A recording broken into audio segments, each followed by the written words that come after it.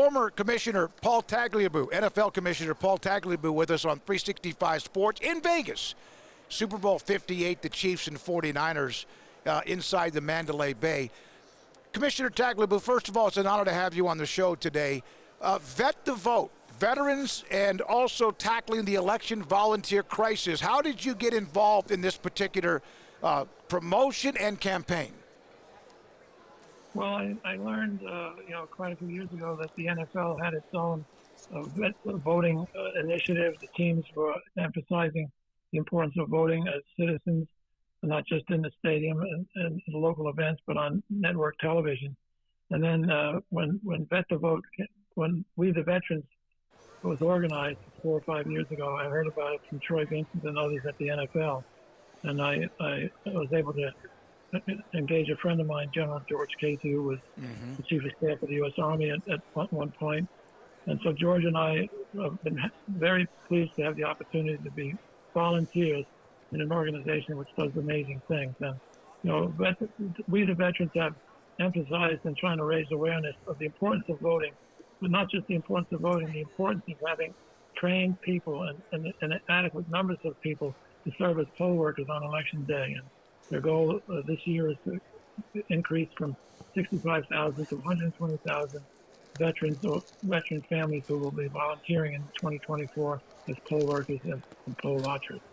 Well, and one of the things is, and I'm sure people watching and listening right now will know that when you go to vote, the election workers in most places are senior citizens, are older people. So when they, either, can't do it or not available to do it, that's, you're not using a population that's readily available. We do need younger election workers, people who can do this for a long time and have experience in it, don't we?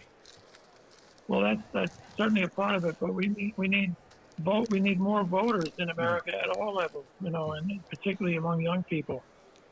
We don't fare well compared to other developed societies, democratic societies, in terms of voter turnout. It's somewhere, in the mid-60s, I think, in terms of percentage of the voters among the total population.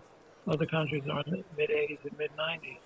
So it's not just the poll workers, but I think when veterans agree to do something, as they do with this program, We the Veterans, the public takes notice because many members of the public have served in the military, but they have respect for the patriotism and the values of veterans. And so when a veteran speaks, I think it brings great credibility to the cause and emphasizes to people that they should be involved as well.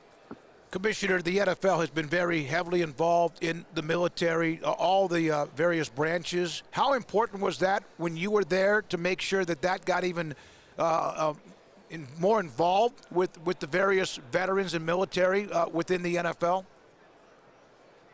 Well, it goes back to my predecessor. You mentioned Pete Rozelle. We certainly began the relationship with the USO and other veterans organizations during the war in Vietnam. But we tried to make it a priority. I think we succeeded in that, and not just in words, but with actions and people visiting veterans in hospitals and at schools and servicemen and women in Europe and the Mideast. So I think the league has done well, but it takes every citizen to make democracy work the way it should work. And as you pointed out, things can happen like the pandemic, which make it difficult for older people and people who have some medical risk to serve as volunteers.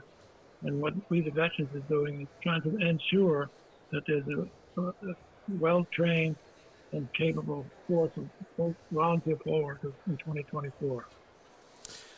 What do you think the next wave of the NFL is as far as growing their footprint around the world? I mean, we heard yesterday the Eagles are going to open the regular season in Brazil.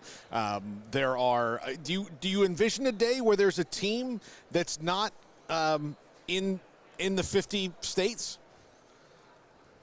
I would think so. Whether it's a member of the NFL or whether it's an affiliated league, the way soccer has grown globally, it's not just one organization, there are multiple organizations. And I can see that the NFL would be the leader and the inspiration and plowing new ground around the globe with local partners. So many of the players from around the world are competing at levels of college football and the NFL. I think it's inevitable. It's just a question of how much time will it take. Commissioner Tagliabue with us on 365 Sports. So the commissioner is hired by the owners, and yet you have to sometimes make sure they're in their place or they are, their consequences or whatever. What was that like dealing with their egos? They hired you, and yet you had to do what was best for the National Football League overall.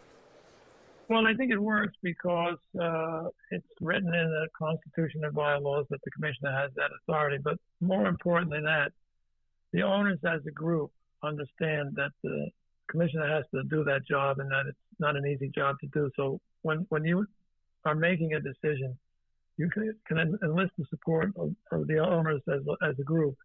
And so whether you're disciplining one owner or two or three for some reason, or one player or two or three for some reason, the overwhelming majority of owners will be supporting what the commissioner has to say. And I remember instances where someone would say, well, you're only the commissioner and you work for us. And 10 or 15 owners would shout out and say, that's not the case. We work for him or we all work for each other. So I think it's that we're in this together, think league first, and that's been a big part of the success of the NFL over the decades, and it continues to be part of the success today. So whether it's Peter Rozelle, me, or Roger Goodell, your authority is strong because you have support of owners as a group. We've covered the Cowboys for a very long time, and you were the commissioner when Jerry Jones, basically started his run, owning the Cowboys and doing that. And he was, I guess now in the modern, business vernacular, they call him like a disruptor. He was trying to do different things that the league hadn't done. From what you just said, if we're all in this together, when you have an owner that was trying different things and very bombastic, and Jerry, really has a big ego. And how was that to navigate? Like, these are good ideas that he has, we can apply other places, but also doing it for the good of the league to where everybody's not kind of up in arms. Well, I think Jerry was an innovator and a good one, and he also was clear when he was seeking things that would change the ground rules, so to speak, in terms of the economic relationship among the teams. So I think that one reason Jerry was successful in producing innovation in various areas was because he was clear about what his goals were, but he was also clear about how to achieve those goals. The real disruptor is the person who has an out-of-the-box idea, but has no expectation or no idea as to how to make it real, to make it work for everybody, not just for a few people. Commissioner, when you look at your career, you're now a part of the Pro Football Hall of Fame. It took long, a lot longer than most people thought for you to be inducted, but you are a part of the Hall of Fame. What did that mean to you? And I know that there was a delay there because a lot of people would look back at the concussion issue and all that, but you also were part of the Rooney Rule. You also came up with a substance abuse policy. In the end, was that day as special? And did it bother you that it took as long as it did for you to be enshrined, so to speak? It didn't bother me as an individual. What bothered me was that I thought that our staff, the entire league office staff, the NFL network people, the club people, you're only as good as the 32 teams or the 28 teams are good. So I felt that we had accomplished a lot as a group, and to some extent it was unfair and inexplicable to have the league office staff, which included, Roger Goodell at that time and other very talented people, Steve Bornstein, Val Pinchbeck, some of that, Greg Aiello. They deserve the recognition, and I think that was accomplished by the commissioner being into the Hall of Fame. Back to vet the vote, which is a great deal, to get more voters, to also have more people who can help with the voting process itself. When they came to you and when you were a part of this, what does that mean to you to be a part of this with the election cycle coming up, of course, later on this year? Well, for me, it was, really critically important because I grew up in a family where voting was taken very seriously. I grew up in New Jersey, New York area, an immigrant Italian family.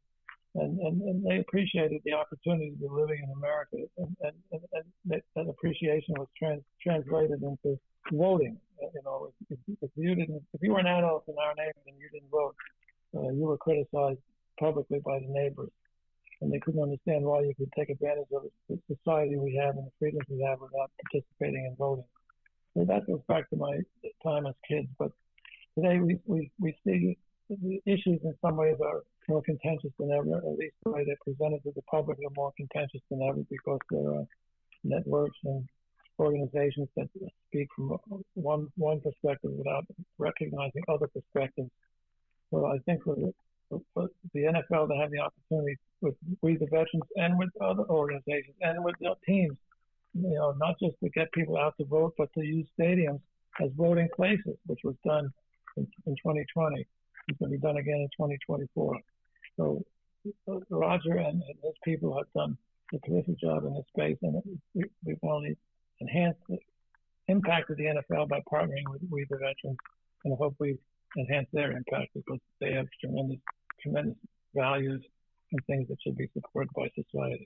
General George Casey, U.S. Army retired, again, Army Chief of Staff, Ben Kaiser, We the Veterans and Military Families, and Neil Nathan, co-founder of We the Veterans and Military Families, and Hall of Famer Paul Tagliabue, former NFL commissioner today. Vet the votes. Veterans and NFL tackle the election, volunteer crisis, and get out and vote. Election year 2024. Commissioner, thank you very much for your time, and have a great rest of your day.